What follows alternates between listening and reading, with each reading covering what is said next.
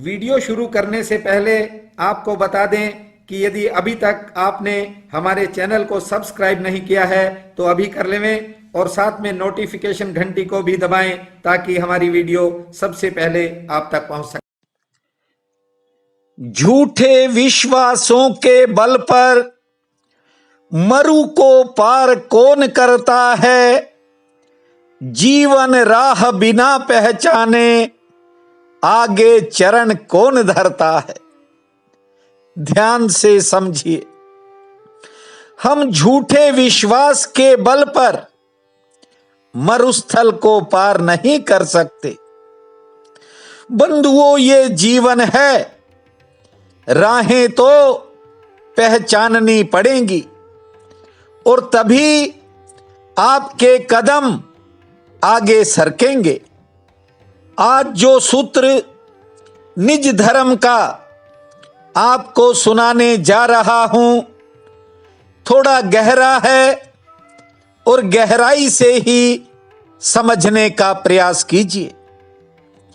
जरा सोचो, घर में हो, दुकान में हो, कारोबार में हो, संस्थान में हो, आप कहीं भी हो, एक घटना छोटी सी घटती है और एकदम आपका चित्त क्रोध करने लगता है। आखिरकार जो मन कुछ क्षण पहले तक शांत था, प्रसन्न था, खुश था, एक जरा सी बात ने इतना क्रोध पैदा कर दिया कि हाथ कांपने लग गए। और जिस व्यक्ति से कल तक आदमी प्रेम करता है, अचानक उसके प्रति घृणा क्यों भर जाती है, ईर्ष्या पैदा क्यों हो जाती है। और किसी के साथ झगड़ा था, उससे अचानक प्रेम होने लगता है। यह भी आपको पता होना चाहिए। निज धर्म कहता है, एक तल पर आदमी जो सोया रहता है वह दूसरे तल पर भी सोया रहता है, और जो एक तल पर जाग जाता है वह दूसरे तल पर भी जाग जाता है। जागने का जो प्रत्येक तल पर आप प्रयास करोगे, एक दिन वह आपकी साधना बन जाएगी। ये जो 5 भौतिक तत्वों से बना शरीर आपको मिला है, इस शरीर के तल पर जागना बहुत जरूरी है कि क्या हो रहा है, किस कारण हो रहा है। इसलिए थोड़ा अवेयरनेस, थोड़ा जागृति चाहिए। अब आपको बता दूं, हम कहते हैं कि फला तारीख को मेरा जन्म हुआ। मेरा जन्म हुआ यह कहना गलत है। जन्म हुआ इतना कहना काफी है। आपके जीवन ने एक रूप लिया है, इतना कहना ही काफी है। और मेरा जन्म हुआ है यह कहना तो नासमझी है। क्योंकि जरा सोचो कि जन्म से पहले आपसे किसी ने पूछा था, आपको कोई सूचना दी थी, या फिर आपसे कोई राय मशवरा लिया गया था। मेरा जन्म हुआ ये कैसे कहा जाएगा। लेकिन हम कहते हैं, हर आदमी कहता है कि मैं श्वास लेता हूं, लेकिन आदमी जानता नहीं है कि ये श्वास आती है और चली जाती है। आज ठीक से इस सूत्र को समझिए। सांस आती है और चली जाती है। यदि सोचो, आदमी कहता है कि मैं श्वास लेता हूं। यदि आदमी श्वास लेता है तो फिर मृत्यु तो आ ही नहीं सकती, क्योंकि मौत आकर खड़ी हो जाएगी और आप सांस लेते चले जाएंगे। फिर क्या होगा? क्या मौत को वापस लौटना पड़ेगा? लेकिन नहीं, हम जानते हैं कि जो सांस बाहर गई, अगर वह भीतर नहीं लौटेगी तो फिर मैं सांस नहीं ले सकूंगा। तो जब मैं नहीं ले सकूंगा मृत्यु के क्षण में श्वास, तो जीवन में मैंने श्वास ली थी, बताओ ये गलती थी या नहीं थी? आप श्वास ले रहे हैं तो रोक लें श्वास को थोड़ा अपने भीतर। देखो कितनी देर रोक पाते हो। अभी कोरोना काल आया था, लोग अपनी अपनी सांस को रोक कर देखते थे कि कितना समय सांस रुक सकती है, क्योंकि जहां ऑक्सीजन की कमी हो जाती है वहां इंसान ज्यादा समय सांस नहीं रोक पाता। और जिसे ये भ्रम हो कि मैं सांस लेता हूं, वो रोक करके देखे, उसे पता लग जाएगा कितनी देर सांस को रोक पाता है। बंधुओं, ये सांस वहीं छोड़कर बाहर आ जाती है। ठीक से समझिए, श्वास आ रहा है, जा रहा है। आप ले रहे हैं ये कहना उचित नहीं है। जो व्यक्ति भीतर से जाग जाता है थोड़ा, उसको ये बात पता चल जाती है कि श्वास तो आती है और जाती है, इसमें मैं कहां हूं। अब अक्सर हम कहते हैं कि मुझे भूख लगी है, मुझे प्यास लगी है। वैसा व्यक्ति जानता है कि प्यास लगती है, भूख लगती है, लेकिन इसमें मैं कहां हूं।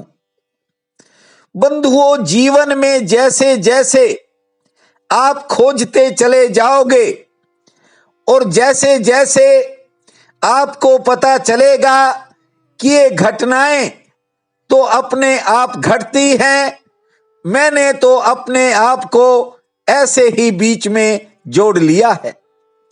उसी प्रकार रामचरितमानस में गोस्वामी तुलसीदास जी ने कहा है कि हानि लाभ जीवन मरण, यश अपयश विधिहात। हानि लाभ, जीना और मरना, यश और अपयश, ये विधि के हाथ में है, ये विधाता के हाथ में है। इसलिए ज्यादा मैं करना ठीक नहीं है और ये जीवन के लिए नुकसानदेह है। अब ये भ्रम टूटे कैसे, उसका भी उपाय निज धर्म ने कहा है कि आपके भीतर माली सो रहा है, उसे जगाने की जरूरत है। अब आप कहोगे कि कौन सी पुकार उस मालिक को जगाएगी, तो उसका नाम ही मैं भूमा कहता हूं। करो उसकी प्रार्थना, करो उसका ध्यान। जानते हो, करते ही आपके भीतर गुलाब के फूल खिल जाएंगे। याद रखना और गौर से देख भी लेना, जिस धरती पर घास उगता है वहीं गुलाब भी खिलते हैं। दोनों में एक अर्थ में कोई भेद नहीं है, इस बात को ठीक से समझ लें, क्योंकि दोनों ही एक ही भूमि से, एक ही भूमा से रस लेते हैं। लेकिन दोनों में कितना भेद है जरा देखो। अब ये भेद कैसे है, इस बात को भी समझ लीजिए। उसी भूमि में घास उगी है और उसी भूमि में फूल खिलते हैं। दोनों में एक ही रस बहता है, लेकिन रूपांतरण अलग है। दोनों के बीज होते हैं। दोनों को सूरज चाहिए, पानी चाहिए, दोनों को भूमि चाहिए। जरूरतें तो दोनों की बराबर हैं, फिर भेद कहां पड़ गया? जानते हो, भेद माली में है। वह घास को उखाड़ फेंकता है और फूलों को संभाल लेता है। संसार तो यही है, यहां कुछ लोग बुद्धू ही मर जाते हैं और कभी कभी कोई बुद्ध बन जाता है। भेद व्यक्ति का, स्वयं का है, इंसान का है। इसलिए निज धर्म कहता है कि तुम्हारा माली सोया पड़ा है, इसीलिए तुम्हारे आसपास बेकार की घास उग गई है। बस जब वह जागेगा तो घास अपने आप उखाड़ देगा, फिर फूल खिलेंगे, उनकी सुगंध आएगी और उस सुगंध का रस न केवल आपको मिलेगा बल्कि आपके पास, आपके आसपास चारों तरफ जो वातावरण होगा वह भी एक दिन सुगंधित हो जाएगा। आज अश्विन शुक्ल पक्ष की षष्ठी है, मां दुर्गा का छठा नवरात्र है। बहुत बड़ा पावन काल रहेगा। उठते ही बाबा भोलेनाथ का नाम लेकर के धरती मां को प्रणाम करना, 6 बार लंबी श्वास लेना और 30 बार ताली बजाना, ये आज के लिए जरूरी नियम है। तुलसी मां, पीपल देवता और सूर्य नारायण भगवान को जल अर्पित करना, मां जगदम्बा के चरणों में रंग बिरंगे फूल और मिष्ठान चढ़ाना, हो सके तो व्रत रखना, अन्यथा एक समय भोजन करना। शाम के समय मां कात्यायनी का ध्यान करके एक ज्योत जलाना और भक्ति पूर्वक कोई भजन, माता का गाना, अम्बे मां जगदम्बे मां भूमा मेरी दुर्गा मां, अम्बे मां जगदम्बे मां भूमा मेरी दुर्गा मां, अम्बे मां जगदम्बे मां भूमा मेरी दुर्गा मां। पूरे भाव से जपना, आपका समय भाग्यशाली रहेगा। प्रिय बंधुओं व मातृदेवी शक्तियों, आज 11 अक्टूबर दिन सोमवार है। आप सबको मेरा नमस्कार है। आज का राशिफल इस प्रकार है। मेष, दिन मेलजोल वाला रह सकता है, थोड़ी यात्रा भी हो सकती है, कुछ खर्चे भी होंगे। स्वास्थ्य की दृष्टि से दिन ठीक है और आमदन कोई विशेष भी होने के आसार हैं। मेष, मन में कुछ नए विचार पैदा होंगे, किसी के साथ थोड़ा मतभेद होने का भी योग है। यात्रा में सचेत रहें। सेहत पक्ष नरम है, कोई अच्छा समाचार आ सकता है। मिथुन, व्यापार हेतु सितारे उत्तम श्रेणी के हैं, आमदन का कोई नया रास्ता भी दिमाग में आएगा। घरेलू मोर्चे पर कुछ खर्चे होंगे, से ठीक रहेगी। संतान संबंधी कोई काम बन सकता है। कर्क, कोई आर्थिक चिंता मन को घेरेगी, मित्रों से मिलन होगा, कोई नया संबंध भी जुड़ सकता है। यात्रा में आपको कोई फायदा मिलेगा, किसी विशेष कार्य पर खर्चा बढ़ सकता है।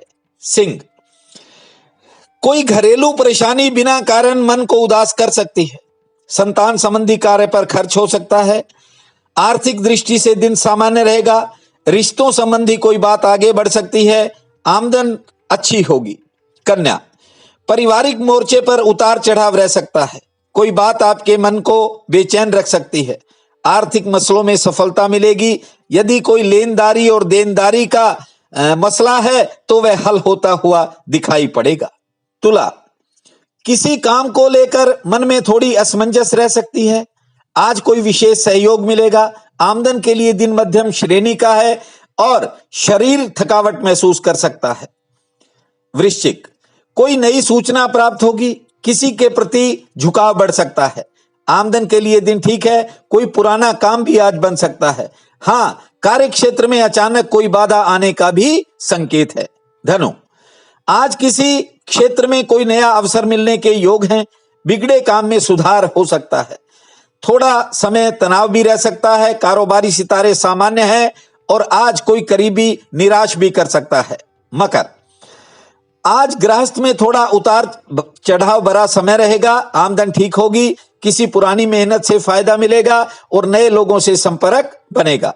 कुंभ, कार्य क्षेत्र संबंधी आज कोई नई चिंता मन में बन सकती है, कारोबारी सितारे सामान्य हैं और लेन देन का कोई मसला है हल होगा, सेहत लगभग ठीक रहेगी। मीन, आज किसी नए साधन से लाभ मिलने के योग हैं, बीते समय की कोई बात मन को घेरेगी, यात्रा का कार्यक्रम बन सकता है, सेहत पक्ष सामान्य है, संतान से सुख प्राप्त होगा। आज का ये दिन आप सबके लिए अति शुभ फलदायी हो, यही मेरी प्रार्थना है। आपका बहुत बहुत धन्यवाद।